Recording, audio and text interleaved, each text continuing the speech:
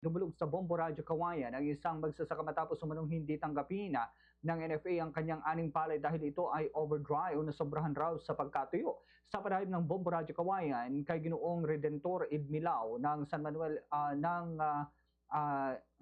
Isabela, sinabi niya na matapos ma-dry ang kanilang palay ay nagtungo siya sa bodega ng NFA upang magpa-schedule sa pagbenta matapos nilang mabalitaan na mataas ang buying price ng NFA para sa bago at magandang klase ng palay. Pagdating sa tanggapan ng NFA, sinabi umano sa kanya ng empleyado na overdry ang kanyang palay kaya hindi nila ito maaring bilhin alinsunod sa kanilang panuntunan. Git naman ng magsasaka na wala silang tester kaya hindi nila maayos na natitiyak ang tamang antas ng pagkatuyo ng kanilang inaning palay. Biniro pa umano siya na basahin na lamang ulit ang palay upang lumambot at bahagyang mabasa. Git ni Ginoong Idmilao na isa na nilang magbenta sa NFA dahil mas mahal ang buying price kumpara sa mga private traders. Ngunit kung ganito ang patakaran ay marami ang mga magsasakang hindi makakapagbenta. Anya, lagi naman siyang nagbebenta sa NFA ngunit ngayon lamang na naranasan ang hindi makapagbenta sa rason na dahil sa overdry ang kanyang palay. Ganito po ang bahagi ng pahayag ni Ginoong Redentor Idmilao.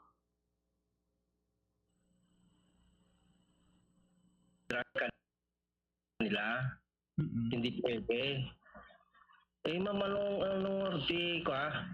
anong ang remedyo niyan? Wala talaga. Yan naman ang direktiba ng NFA. Kanya, di nga pwede siya. Ma'am, kako. Ay, hindi. Ma'am, paano yan? Paano kayo makatulong ng mga farmer? Para matulungan ng mga farmer na magbenta kung ganyan naman ako. Hindi namin alam na kung yan eh. Yung pagbibilad namin eh, wala kaming tester. Kaya hindi namin ma-eksakto yung dry ng palay. Samantala, iginit naman ng NFA Isabela na sumusunod lamang sila sa direktiba ng kanilang central office kaya hindi talaga nila tinatanggap ang overdry na palay kahit pa clean and dry itong maituturing. Sa panayam ng Bombo Radyo Kawayan kay Attorney Rick Ryan Fabian, ang acting assistant manager ng NFA Isabela, sinabi niya na kapag 11% pababa na ang moisture content ng palay ay hindi na tinatanggap ng NFA. May itinakdang moisture content na karaniwang nasa 14% at kapag masyadong tuyo ay hindi na ito pasok sa quality specifications na kailangan para sa maayos na imbakan at pagproseso. Kapag sobra ang pagkatuyo ng palay, nagiging marupok-an niya ang butila. Sa paggiling, mas maraming nadudurog kaya mas kaunti ang whole grains na makukuha at ibig sabihin nito ay lugi ang NFA. Maigpit naman ang procurement rules ng NFA para masigurong pare-pareho ang kalidad ng binibiling palay. Kahit na maliit na deviation tulad ng pagiging overdry ay maaring maging dahilan ng rejection. Ganito po ang bahagi ng pahayag ni Ginoong or ni Attorney Rick Ryan Fabian. Kasi kung ang sa akin pong pagkakalam pag overdry is pwede pong hindi naman po siguro lahat, pwede po siguro maging durog yung kanyang bigas o ganun po, baka pwede isa po yun sa mga dahilan. Although hindi po ko makonsa technical nung talaga po na klase po ng bigas kung ano po yung kakahinatnan kapag overdry. Samantala, iginit naman ng isang rice trader na wala umanong dapat ituring na overdried na palay sa karaniwang kondisyon ng pagpapatayo ng mga magsasaka.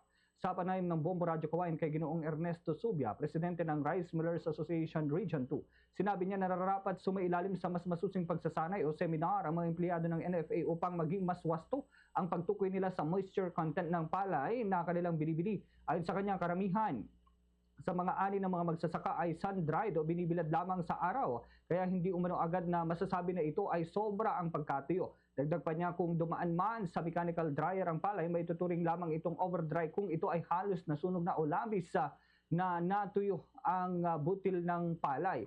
Pinaliwanag din niya na kung bagong ani ang palay, malabong bumaba agad sa 11% ang moisture content nito, lalo na kung natural drying lamang ang isinagawa. Ginit pa ni Ginoong Subia, sana ay maging maunawain at bukas ang NFA sa sitwasyon ng mga magsasaka na umaasang maibenta ang kanilang ani ngunit nauwi sa pagkadismaya dahil sa maigpit na pamantayan sa pagtukoy ng antas ng pagkatuyo ng palay. Ganito naman ang bahagi ng pahayag ni Ginoong Ernesto Subia.